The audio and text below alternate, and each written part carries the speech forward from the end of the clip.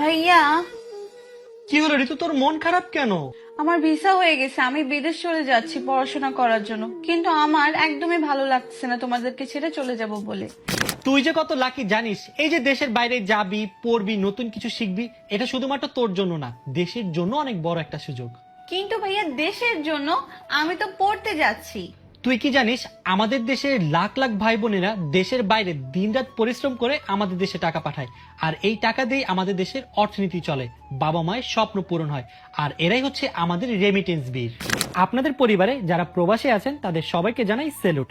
আমরা চাই আপনাদের স্বজনকে বলুন দেশে টাকা পাঠালে যেন শুধুমাত্র নগদে পাঠায়, আর যারা অলরেডি নগদে রেমিটেন্স রিসিভ করছেন তারা তো করবেনই, কারণ নগদে ক্যাশ আউট চার্জ অনেক কম, সাথে সরকারি বোনাস তো থাকছেই। সো ভিউয়ার্স, যাদের আত্মীয় স্বজন বিদেশ থেকে নগদের মাধ্যমে টাকা পাঠান তারা এই ভিডিওর কমেন্ট সেকশনে কমেন্ট করে জানান।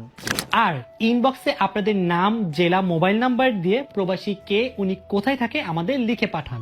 এরপর একজনকে সিলেক্ট করা হবে, আমি তার বাড়িতে যাব, কথা হবে, মজা হবে, আড্ডা হবে। সো আমার সাথে দেখা করতে চাইলে এখনই আমাকে ইনবক্স করো, আমি চলে আসবো তোমার বাড়িতে।